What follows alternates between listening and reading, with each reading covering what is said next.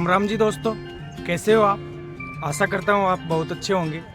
सुबह का हो रहा है समय और सुबह के बज गए हैं 8:30 और आज हम जा रहे हैं जयपुर के प्राचीन प्रसिद्ध नाहरगढ़ किला, सुदर्शन महल, जिसको नाहरगढ़ किले के नाम से जाना जाता है। और हम आज यहाँ सीधे रास्ते से, जो सिटी से सीधा रास्ता जा रहा है, चांदपोल और छोटी चौपड़ के मध्य से सीधा नाहरगढ़ रोड जा रहा है, उसके माध्यम से हम सीधी डूंगर में चढ़ाई करेंगे।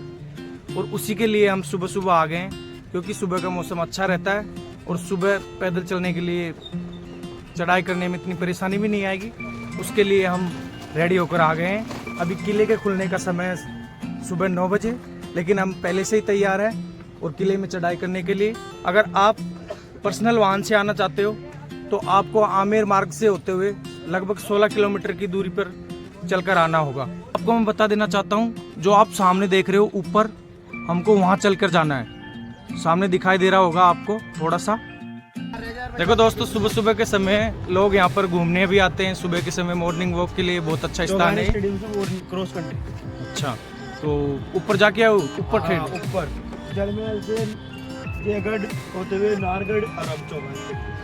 दोस्तों, ये जो यहाँ पर आए हुए हैं भैया, ये सुबह मॉर्निंग में जल्दी उठकर चलते हैं और नाहरगढ़ जल महल से होते हुए नाहरगढ़ वाली रोड से, जो आपको मैंने बताया था लगभग 16 किलोमीटर का रास्ता है, वहाँ से चलकर ऊपर होके चढ़ के पहाड़ के ऊपर वापस नीचे आ गए हैं। अभी स्टेडियम। आपका नाम भैया? दीपक। आपका? शांत। आपका? कहाँ से हो? सांगानेर से। सांगानेर से हो? तो रोज सांगानेर से पैदल आते हो? नहीं, यहाँ स्टेडियम में आता है प्रैक्टिस करने। और भी अभी चोर आ रहे हो। अच्छा, रनिंग की प्रैक्टिस करते हो? नहीं, कबड्डी। कबड्डी की? अच्छा, खिलाड़ी हो आप? हाँ, बहुत अच्छा। दोस्तों, सुबह सुबह का समय और सुबह के समय में मौसम बहुत अच्छा सुहाना हो रहा है। सुबह की हल्की हल्की धूप निकलने जा रही है।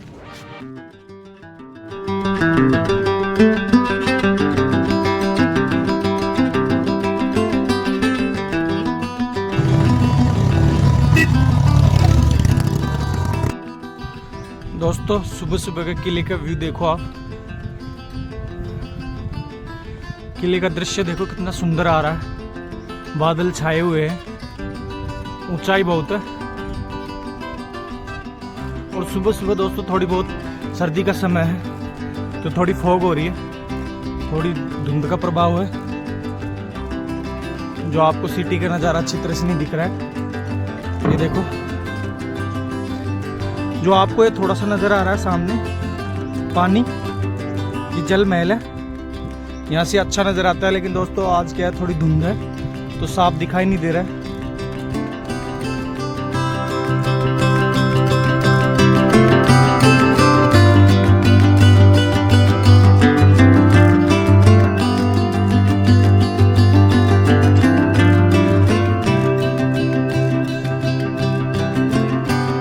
तो हमने चढ़ाई पूरी कर ली है और ये आ गया किले की सुरक्षा की दीवार, बड़ी दीवार। और बड़ी दीवार से ही सटा ये पहला मुख्य गेट, जो सीधा सिटी पैलेस या सिटी से आने का रास्ता है, वहाँ से एंट्री करने के लिए ये पहला गेट है।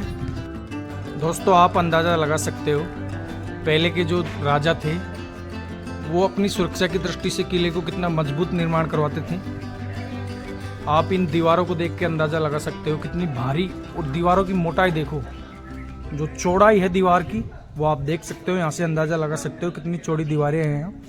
और ये आ गया मुख्य घाटी गेट। दोस्तों, हम सुबह थोड़ा जल्दी आ गए, तो आपको दिखाते हैं हम सनराइज पॉइंट, जो सूर्य उगता है यहाँ से, उसका दृश्य बहुत ही अच्छा रहता है। यहाँ पर जो लोग खड़े हैं वो सब सनराइज पॉइंट को देखने के लिए खड़े हैं, और इसको बोला जाता है सनराइज पॉइंट। यहाँ से आप खड़े रहकर सुबह जल्दी आके खड़े होकर आप सूर्य की तरफ देखेंगे तो यहाँ से उगता हुआ सूर्य बहुत अच्छी तरह से दिखाई देता है। हम तो क्या है, थोड़ा लेट हो गए, धूप निकल गई, अब सूर्य भगवान ऊपर आ गए, तो यहाँ से स्पष्ट दिख नहीं रहा, इतना इसमें दिखाई नहीं दे रहा, सूर्य का प्रकाश ज़्यादा तेज हो गया। और दोस्तों, यहाँ से होती है महल की मुख्य एंट्री, तो आपको यहाँ से प्रवेश मिलेगा। भैया, यहाँ कौन सी फिल्म की शूटिंग हुई थी? मस्ती की पाठशाला। मस्ती की पाठशाला और रंग दे बसंती यहीं पे हुई थी।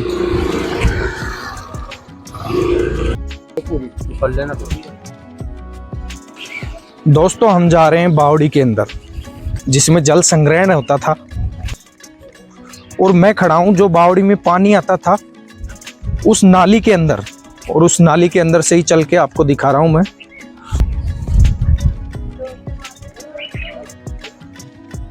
ये देखो दोस्तों बावड़ी। दोस्तों जो आपको छोटा सा रास्ता दिखाई दे रहा है, हम वहीं से आए थे जो सीधा सिटी से जुड़ा हुआ है। उसी रास्ते के माध्यम से हम पैदल चलकर आए थे।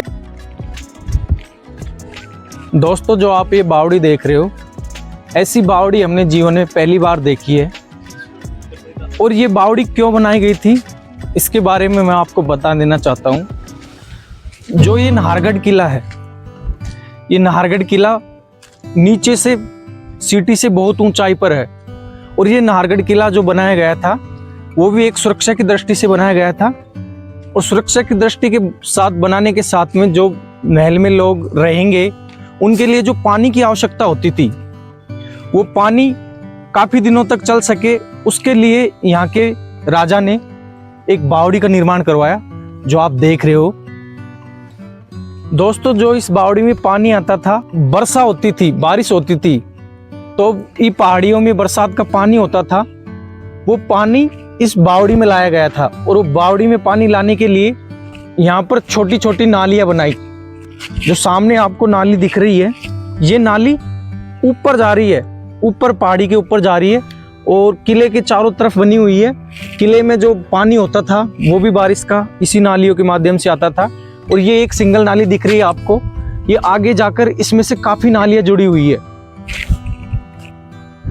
दोस्तों ये जो बावड़ी बनी हुई है, इस बावड़ी में स्वच्छ पानी भरने के लिए इसके जस्ट ऊपर ही एक यंत्र बनाया गया है, जिसको यंत्र बोल सकते हो आप, या इस आधुनिक जमाने में इसको एक मशीन नाम दे सकते हो आप, जो पानी को शुद्ध करने का काम करती थी। एक खंबा सा बना हुआ है, इसको इस प्रकार से घुमाकर बनाया गया है और इसकी गहराई की गई है, जिसके कारण इसके अंदर जो गंदगी होती थी वो यहीं पे रुक जाती थी, और जो स्वच्छ पानी होता था वो यहाँ से बहकर बावड़ी के अंदर चला जाता था। उसके लिए ये देखो दोस्तों, इस नाली की गहराई को इस प्रकार किया गया है कि ये अंदर से थोड़ी गहरी कर दी गई है और ऊपर थोड़ी ढलान है। जो इस ढलान में चढ़ने के लिए कचरा नीचे रह जाता था और स्वच्छ पानी बावड़ी के अंदर जाता था। दोस्तों हम लेते हैं छोटा सा ब्रेक और कर लेते हैं सुबह का नाश्ता। कोई को नाश्ता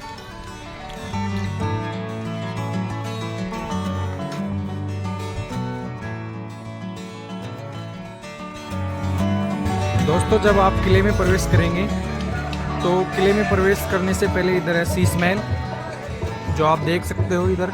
इसका अलग से टिकट लगता है, और इसमें एक सुशोभित है जो राजा महाराजाओं के टाइम पे चलती थी, वो बग्घी, उसका एक मॉडल प्रदर्शित किया गया है।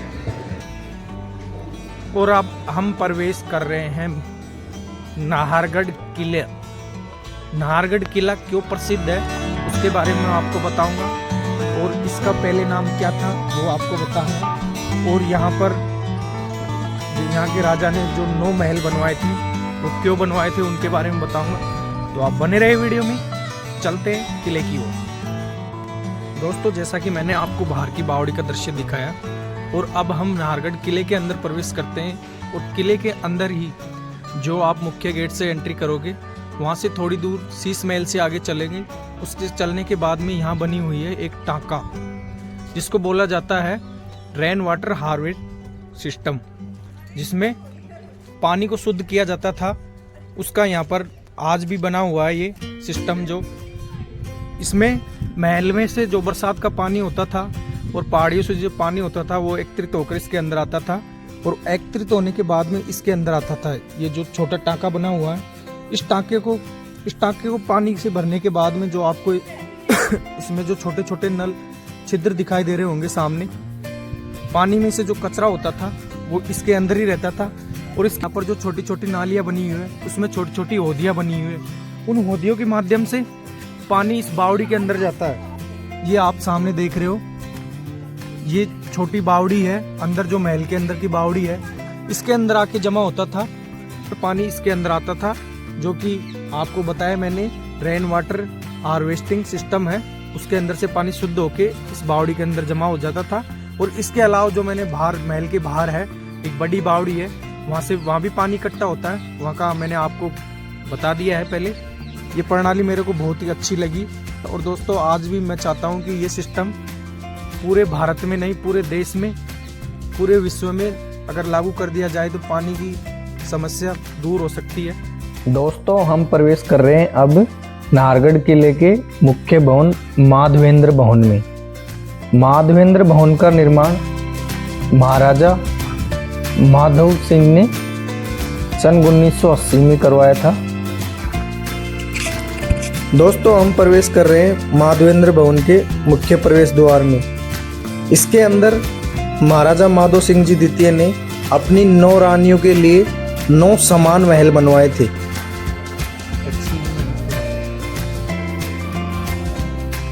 दोस्तों हम पहुंचे हैं महाराजा माधव सिंह के माधवेंद्र भवन में। यह महल महाराजा माधव सिंह द्वितीय जी ने अपनी 9 रानियों के लिए 9 महल बनवाए थे, जो आपको बता देता हूं मैं इधर से। यहाँ पर जो आपको दिख रहे हैं, यहाँ पर 6 दिख रहे हैं होंगे, 6 3 इस साइड में है जिनको कुछ इस प्रकार नाम दिया गया है, सूरज प्रकाश, चांद प्रकाश, ललित प्रकाश, इस प्रकार से 9 महल है, इनका नाम दिया गया है। और ये जो सामने देख रहे हो 3 इस साइड है और 3 इस साइड है और 3 सामने है, जो एक सामने दिख रहा है और 2 साइडों में है, जो आपको मैं अंदर चल के बताऊंगा। मैं आपको जानकारी के लिए बता देता हूं दोस्तों कि जो ये महल है ये 2 तल का है। प्रथम तल जो रानियों को सर्दियों में रहने के लिए महल बनाया था और जो ऊपर का तल है वो रानियों को गर्मी महसूस न हो इसके लिए ऊपर बनाया गया था। ऊपर झरोखे भी दिख रहे होंगे आपको, ये एक ठंडी शीतल प्रदान करते थे, इसलिए गर्मी के टाइम पे रानियां ऊपर रहती थी और सर्दियों के टाइम पे नीचे रहती थी। नमस्कार। नमस्ते। कहाँ से आए? चेन्नई से घूमने आए? हाँ, कितने दिन का टूर है? 4-5 दिन। 4-5 दिन हो गए। और कितने दिन हो गए यहाँ पे? 4 दिन। 4 दिन। आज चौथा दिन है। हाँ। और क्या क्या देख रहे हैं? अजमेर, पुष्कर, जयपुर, पूरा वो सब मॉन्यूमेंट सब देख के आए। City palace, Amer fort. कैसा लगा राजस्थान में? राजस्थान बहुत अच्छा है। यहाँ के लोग भी बहुत अच्छे हैं, बहुत फ्रेंडली। हाँ, और फ्रेंडली भी है। धन्यवाद। Okay, thank you, bye. दोस्तों हम प्रवेश कर रहे हैं पहले महल सूरज प्रकाश में, इसके अंदर से आपको बताऊंगा मैं। दोस्तों हम महल में प्रवेश कर रहे हैं, रानियों के महल में, और जो रानी का महल था उसमें क्या क्या सुविधाएं थी उसके बारे में मैं आपको बताऊंगा। देखो दोस्तों, जो आप ये सामने देख रहे हो ये था रानी का किचन, रसोई घर, जिसको रसोई घर बोलते हैं। और इस रसोई घर के अंदर ही एक बनी हुई है अलमारी, जो सामान रखने के लिए होती थी, जो रसोई में आम काम आते हैं, आम बर्तन वगैरह उनके लिए। और ये अंदर आप जो है दीवार से देख रहे हो, ये सामने दीवार से देख रहे हो, इसके अंदर जो ये गड्ढा दिख रहा है, ये किचन के लिए, चूल्हा जलाने के लिए रहता था। पहले गैस सिलेंडर तो होते नहीं थे, चूल्हा जलाने के लिए रहता था। और चूल्हे से जो धुआं जाता था वो आप ये देख रहे हो, ऊपर एक चिमनी सी बनी हुई है, गड्ढा दिख रहा है जो आपको अंदर, इसके मध्य से धुआं निकलता था और धुआं इसके अंदर घुटता नहीं था, इसलिए रसोई में और आसानी से खाना बनता था, सुविधा रहती थी। तो ये रानी का पर्सनल किचन था। और जो आप सामने देख रहे हो जस्ट किचन के अपोजिट साइड में, ये किचन का स्टोर रूम होता था। इसके अंदर जो रानी का खान पान भोजन की सामग्री होती थी उसके लिए स्टोर रूम था, इसमें स्टोर किया जाता था। और इसमें बहुत सारी अलमारियाँ बनी हुई हैं। तो देखो दोस्तों, आपको बता देता हूँ मैं, ये अलमारियाँ बनी हुई है इसके सामने कमरे के अंदर। और ये है दोस्तों रानी का मुख्य महल है, उसमें आपको बता देना चाहता हूँ, जो ये बाहर की साइड आप देख रहे हो, ये है जो रानी के पास दासी रहती थी, उसके लिए पर्सनल कमरा रहता था। तो ये इसके जो रानी का बेडरूम है उसके बाहर बना हुआ था और इसमें रानी की दासी रहती थी, जो कभी रानी को कोई काम रहता था तो यहीं से बुलाया करती थी। और ये सामने देख रहे हो दोस्तों आप, जो ये बड़ा सारा कमरा ये होता था रानी का बेडरूम। और जो सामने आपको ये ऊपर कड़े दिख रहे हैं इधर, ये बेडरूम के यहाँ बेड लगा रहता था। और जो सामने खिड़की है इससे ताज़ी हवा आती थी। और इन कड़ों के माध्यम से यहाँ पर जो पर्दा होता था वो लगाया जाता था। पहले राजा महाराजाओं के टाइम पे पर्दा प्रथा थी। और सामने देख रहे हो दोस्तों, ये है उस समय का लकड़ी की आग से जलने वाला हीटर जो यहाँ पर जलाया जाता था। जब रानियों को ठंड लगती थी तो इसके अंदर लकड़ी जलाई जाती थी और जिससे ये कमरा गर्म रहता था, जो आज भी है, आप देख सकते हो। और दोस्तों मैं जानकारी के लिए आपको बता दूं, ये जो नीचे अपार्टमेंट बना हुआ है ऐसा का ऐसा इसके ऊपर भी बना हुआ है। जो नीचे का महल है वो सर्दियों में काम आता था और जो ऊपर का है वो गर्मियों में काम आता था। और ये होता था रानी का ड्रेसिंग रूम। जब रानी तैयार होती थी नहाने धोने के बाद में, तो यहाँ पर जो बाल होते थे वो सुखाए जाते थे, जो आपको विंडो दिख रही है सामने। और ये जो पूरा कमरा है ये उसका ड्रेसिंग रूम था। और यहाँ ये दासी का ड्रेसिंग रूम था, दोनों को अलग अलग हुआ करता था। इसमें रानी को सजाया जाता था। दोस्तों जो रानी के लिए नीचे बना हुआ है महल, वो सर्दियों के लिए होता था। और अब गर्मियों में जब रानी को गर्मी लगती थी उस समय क्या करे, उसके लिए राजा ने ऊपर एक और जैसा नीचे था वैसा ही समान महल बनाया था, जो हम ऊपर से देखते हैं अब इस महल को। ये देखो दोस्तों, जो आपको नीचे जाली के नीचे जो चौक के अंदर जो जाली दिख रही है छोटी सी नीचे नाले की, वो जो आपको मैंने बावड़ी दिखाई थी उसके अंदर जल जो बरसात का पानी होता था वो इसके ऊपर का महल का जो पानी होता था वो नीचे नाली के माध्यम से बावड़ी में जाकर गिरता था। दोस्तों जो आप सामने देख रहे हो, जैसे नीचे रानी का बेडरूम हुआ करता था, डाइनिंग रूम हुआ करता था, ड्रेसिंग रूम हुआ करता था, वैसे ही ऊपर भी गर्मियों के मौसम में रहने के लिए, गर्मी के लिए विशेष अलग बनाया गया था। जो आप सामने देख रहे हो ये रानी का बेडरूम है। और जो इनके साइडों में है वो वैसे आपको बताया था पहले भी मैंने, वो ड्रेसिंग रूम था और दासी का अलग से था। ये देखो दोस्तों, इसमें भी सेम जैसे नीचा है वैसा का वैसा बना हुआ है। ये रानी का बेडरूम था, आप देख सकते हो।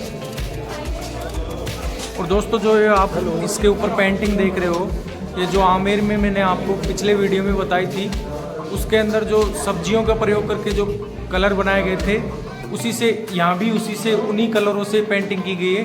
ये सब सब्जियों के कलर हैं जो आज भी पौराणिक उस समय काम में ली गई थी पेंटिंग में, वही कलर है। आज भी इसको दोबारा पेंट नहीं किया गया है, जो आज भी आप देख सकते हो कितने साफ सुंदर नज़र आ रहे हैं।